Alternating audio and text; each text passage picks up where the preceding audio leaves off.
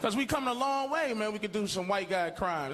That's traditional white guy stuff. Sniper, nobody thought that was a black dude, man. That's traditional crazy white guy stuff. Like chloroforming women. That's a white guy crime.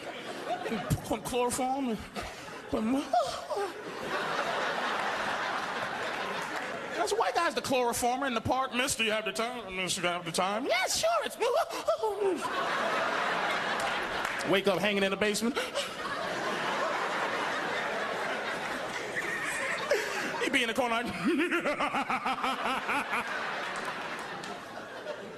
Black guy couldn't be the chloroformist. Miss, can I have the time? No, I can't help you. He'd be standing there with the fumes.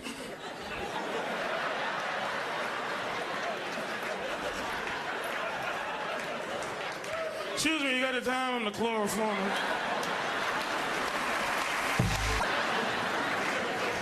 Like, white women make me real nervous. White women make me nervous as hell. Not right now, because it's witnesses, but I'm talking about like at night when they by themselves, you know what I mean? Walking towards me. She could be nervous too. I'm a big dude, like, oh Jesus, you know, big black guy is walking towards me. Hope he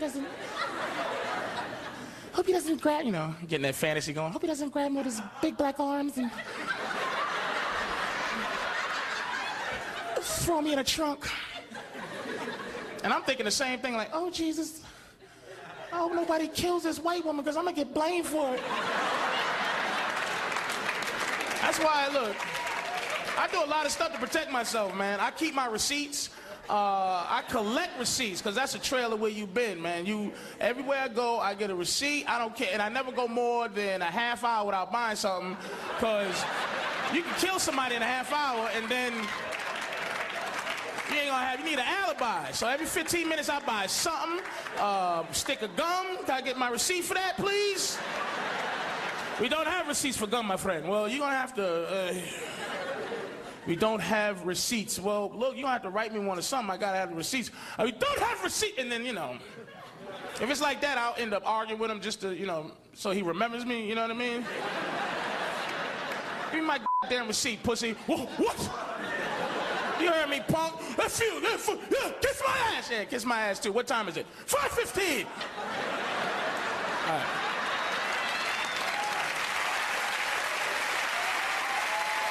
You were in here messing with me at 5:15. You wasn't out killing someone because you're in here with me. That's why I don't litter. I don't throw garbage in the street. Not because I care about the earth, but I'm afraid I'm going to be walking through the park drinking a soda, and when I'm done, I just throw it on my shoulder, fly over a bush, and land on some dead white woman's head with my fingerprints on the can. Now I'm the Pepsi-Cola rapist because I'm lazy.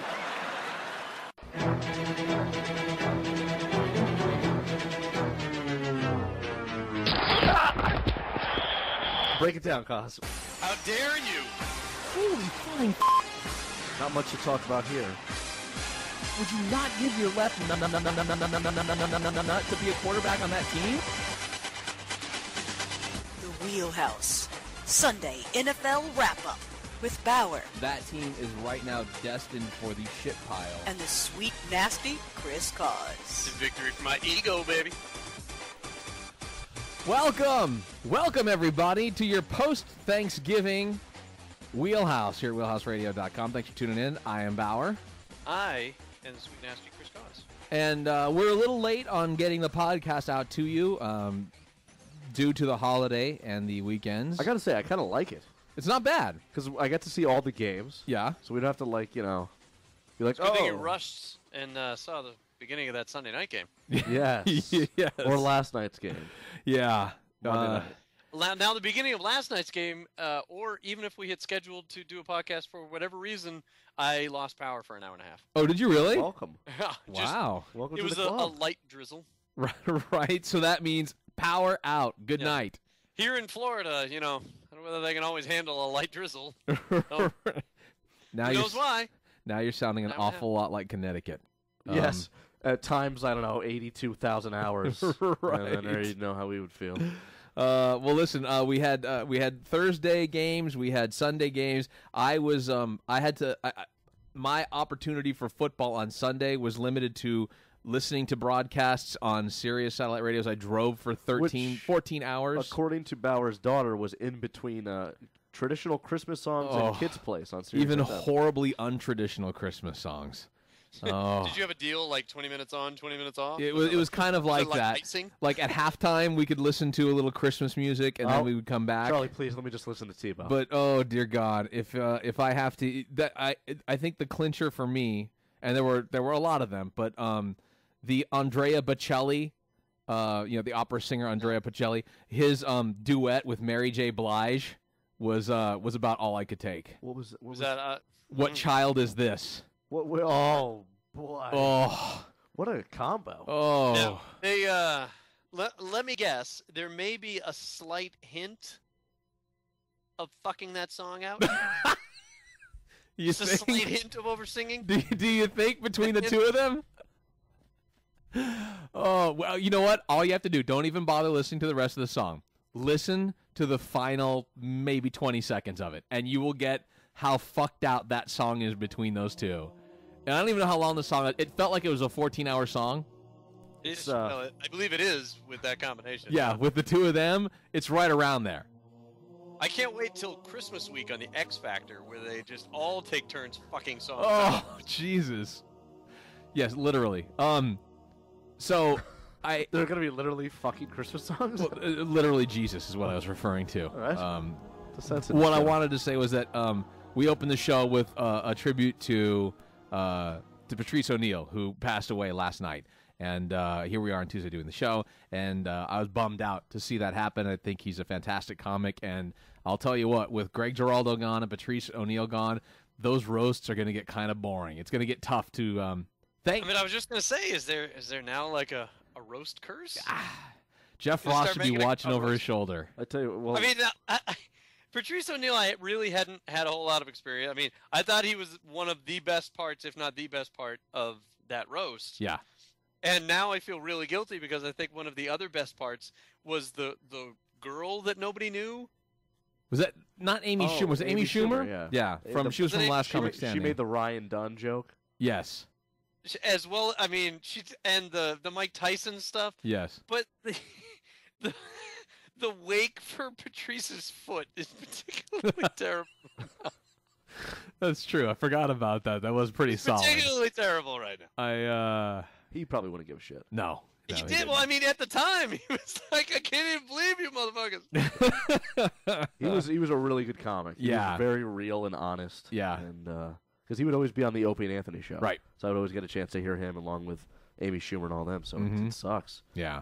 He did a show on Sirius XM for a while called Black Phillip, where I'm sorry? he'd be the dating advice. Black Because Phillip? he would have his own way of giving out dating advice. Wow. It was very real, and he referred to women as bitches. And stuff. No. Yeah.